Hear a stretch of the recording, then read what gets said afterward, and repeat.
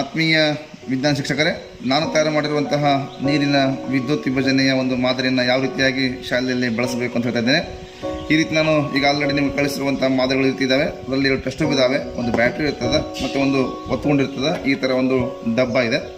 ಮೊದಲಿಗೆ ಏನು ಮಾಡಬೇಕಂದ್ರೆ ಸ್ವಲ್ಪ ನೀರನ್ನು ಹಾಕೋಬೇಕು. ಆ ನೀರಿಗೆ ಈಗ ನಾನು ಸ್ವಲ್ಪ ಆಮ್ಲವನ್ನು ಹಾಕಿದ್ದೇನೆ, ಯಾಕಂದರೆ ನೀರು ವಿದ್ಯುತ್ ವಿಭಜನೆಯಾಗಿ ಕಾರ್ಯನಿರ್ವಹಿಸಲಿಕ್ಕೆ. ಈ ರೀತಿ ನೀರನ್ನು ಹಾಕೊಂಡ್ಬಿಟ್ಟು ನಂತರ ಈ ಟೆಸ್ಟುಗಳನ್ನು ಸಂಪೂರ್ಣವಾಗಿ ನೀರಲ್ಲಿ ಮುಳುಗಿಸಿ ಅದರೊಳಗಡೆ ನೀರು ತುಂಬಬೇಕು. ನೀರನ್ನು ಸಂಪೂರ್ಣವಾಗಿ ತುಂಬಿ ಆ ಟೆಸ್ಟ್ ಟ್ಯೂಬ್ಗಳ ಒಳಗಡೆ ಗಾಳಿ ಹೋಗದಂತೆ ಆ ಟೆಸ್ಟ್ ಟ್ಯೂಬ್ಗಳನ್ನು ಈ ಒಂದು ಗ್ರಾಫೈಟ್ ಅಡೆಗೆ ಹಾಕೋಬೇಕು. ಒಂದು ಹಾಕಿದ್ದೇನೆ ಈಗ.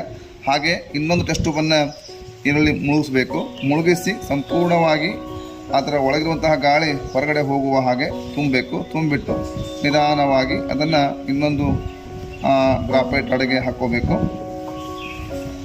ಈ ಥರ ನೋಡಿ, ಇಷ್ಟನ್ನು ಹಾಕೊಂಡ್ಬಿಟ್ಟು ಹಾಕಿದ್ದೇನೆ. ಈಗ ಎರಡು ಟೆಸ್ಟ್ ಟ್ಯೂಬ್ನೊಳಗಡೆ ನೀರನ್ನು ತುಂಬಲಾಗಿದೆ. ನಂತರ ನಾನೀಗ ಈ ಒಂದು ಏನಪ್ಪ ಅಂದರೆ ಬ್ಯಾಟ್ರಿ ಕ್ಲಿಪ್ಪನ್ನು 9 ವೋಲ್ಟಿನ ಬ್ಯಾಟ್ರಿಗೆ ಹಚ್ಚಿಕೊಳ್ತಾ ಇದ್ದೇನೆ.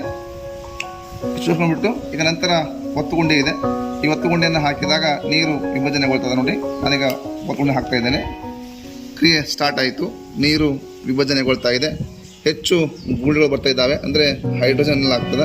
ಈ ಭಾಗದಲ್ಲಿ ಹೆಚ್ಚು ಗುಳ್ಳೆ ಬರ್ತದೆ, ಅಂದರೆ ಇದು ಕ್ಯಾಥೋಡ್ ಭಾಗ. ಕ್ಯಾಥೋಡ್ನಲ್ಲಿ ಹೈಡ್ರೋಜನ್, ಆ್ಯನೋಡ್ನಲ್ಲಿ ಏನಪ್ಪ ಅಂದರೆ ಆಕ್ಸಿಜನ್ ಸಂಗ್ರಹವಾಗ್ತದೆ.